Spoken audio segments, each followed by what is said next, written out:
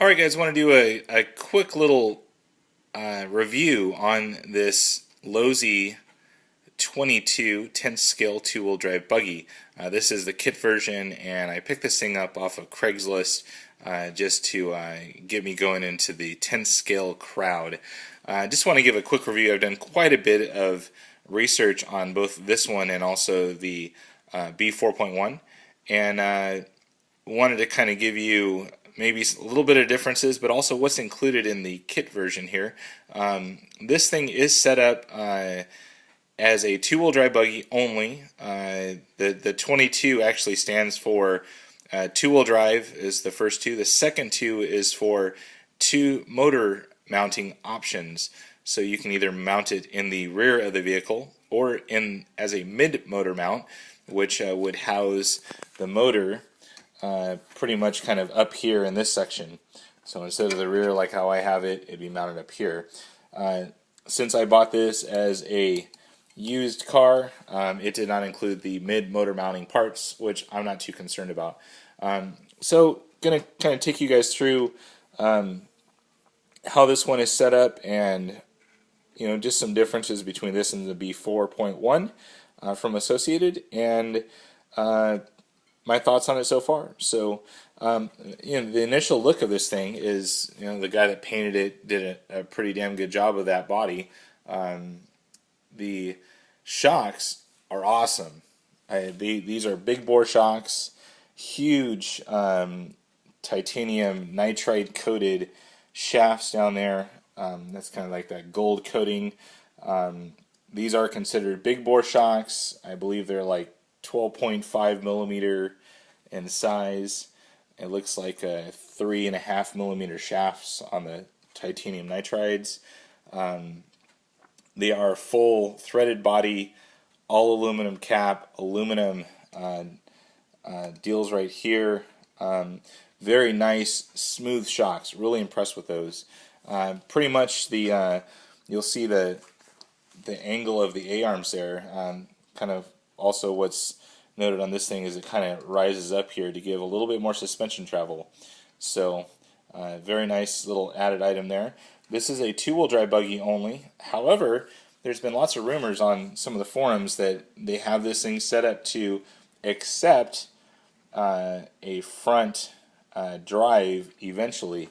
They're thinking that Losi will be coming out with a 44 or maybe a 42, who knows what they're going to call it, but in any rate, to compete with the Associated B44.1, it looks like everything's set up right there for a drive shaft, as you can kind of see right in there. So this one right here is set up for two-wheel drive only. As you see, the wheel spinning right there is spinning just on a bearing. The cool thing about this one, unlike the B4.1, is it does use 12 millimeter hex all the way around. I believe the 4.1 uses still the little slotted deal for the front wheels. However, this does use some kind of weird screw that goes into there instead of a nut. So kind of odd, but I am going to pick up an extra set of those because I hear if you lose it, you're screwed, literally. So kind of going on back here, the steering rack, very odd steering rack, does not use the traditional little post there, so use kind of a rack as you see there, and it just kind of goes back and forth on that little slide, which is pretty cool. The reason why they did that was to keep as much stuff up forward of the vehicle, because this vehicle is very narrow and there's not very much room for the electronics.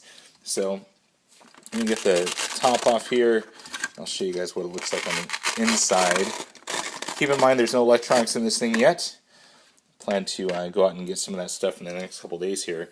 Very nice chassis. This chassis is beautiful. It is all aluminum, hard anodized. It does have a very nice coating on the bottom, almost like a Teflon pan, which is pretty cool. This does use all metric hardware.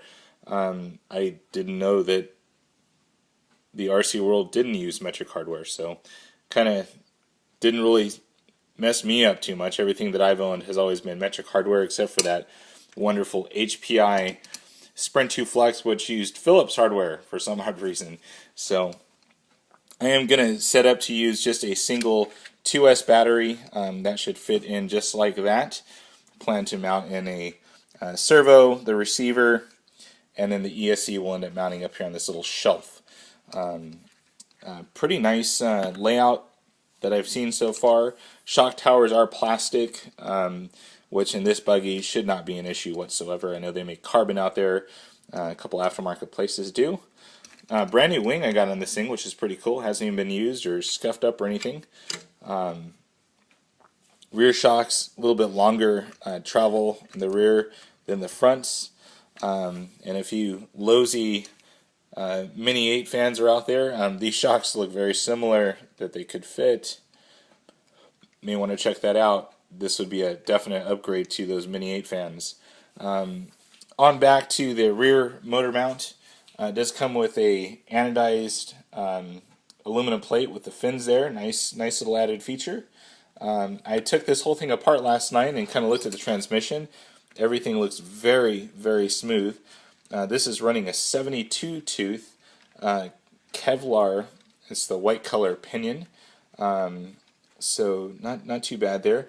It also does include nice CVDs in the rear.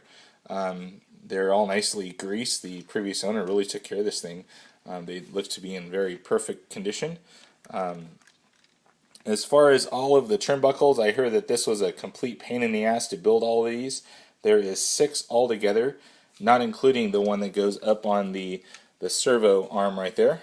But very thick thick turnbuckles were included on these. Not sure the exact size. I believe they're 4mm, but definitely pretty beefy. I think my next 10 actually had smaller turnbuckles on it. So all in all, very nice vehicle.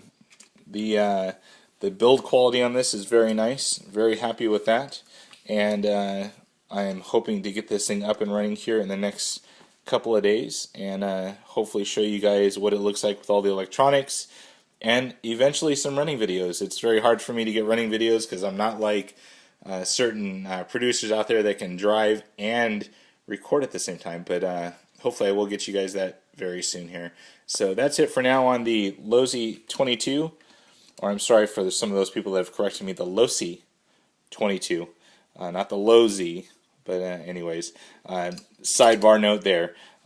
That's it for now, guys. Any questions, post them on down below. If you have any comments, questions, if you like it, hit the like button. I like those things. And also, if you have seen any of my other videos, please subscribe. I definitely appreciate all you subscribers out there. That's it for now, guys. Over and out.